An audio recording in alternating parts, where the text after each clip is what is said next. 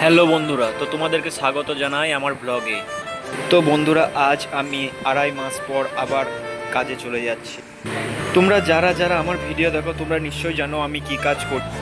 আজ আমি কোথায় কাজে যাচ্ছি তোমাদেরকে সব বলবো। আর তোমরা নিশ্চয়ই জানতে, আগে আমি কলকাতায় কাজ করতাম, কিন্তু আজ আমি দিল্লি যাচ্ছি। 2.5 মাস বাড়িতে থাকার কারণ তোমরা জানো না, তবে এই কথাটি আমি পরে শেয়ার করব নিশ্চয়ই তোমাদের সঙ্গে। 2.5 মাস আমি একটা ডিপ্রেশনের মধ্যে পড়ে গেছিলাম। আমার জীবনে আমার সাথে এমন কিছু ঘটেছিল, এটা আমি তোমাদেরকে হয়তো পরের কোনো ভিডিওতে অবশ্যই শেয়ার করব।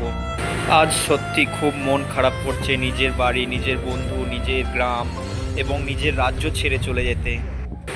এর আগেও আমি দিল্লিতে কাজ করে গেছি, কিন্তু তখন ভেবেছিলাম যে দিল্লি আর আসবো না, কলকাতাতেই করব। কিন্তু মানুষের পরিস্থিতি মানুষকে কোথায় নিয়ে যায়।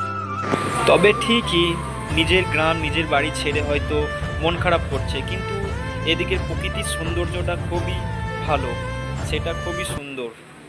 তোমরা নিজেরাই দেখে নাও কত সুন্দর। এদিকে বড় বড় পাহাড়, গাছপালা, বন, দেখতে খুব সুন্দর লাগছে। কিন্তু বন্ধু, একটা কথা বলতে, আমাদের মতো মিডিল ক্লাস ফ্যামিলি ছেলেদেরকে নিজের বাড়ি বানানোর জন্য নিজেদেরই বাড়ি ছাড়তে হয়। এটা হয়তো আমাদের মতো মিডিল ক্লাস ফ্যামিলি ছেলেরাই বুঝবে, যারা এরকম পরিশ্রম করে নিজের ফ্যামিলিকে ঠিক রাখার জন্য, দুবেলা দুমুঠো ভালো করে খেতে দেওয়ার জন্য।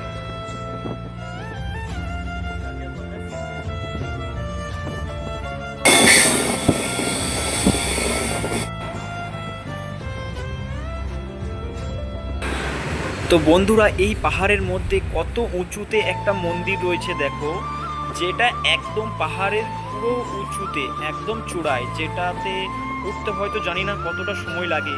যারা ওই মন্দিরে পুজো আর্চা করে একমাত্র তারাই বলতে পারবে যে কতটা সময় লাগে।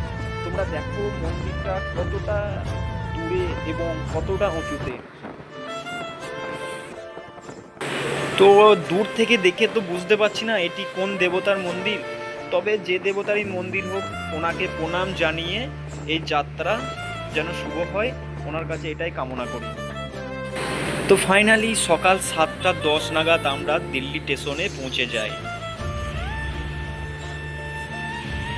তারপর এখান থেকে টোটো ভাড়া করে আমরা চলে আসি আমাদের নিজের জায়গায় এবং আমাদের কারখানায়। সেখানে দেখো এখানে কত রকমের মিষ্টি আগে থেকেই বানানো আছে। আজ থেকে আমাদেরকে এখানেই কাজ করতে হবে, একটি নতুন জায়গায়। তো বন্ধুরা, ভিডিওটা এখানেই শেষ করলাম। সকলেই ভালো থেকো।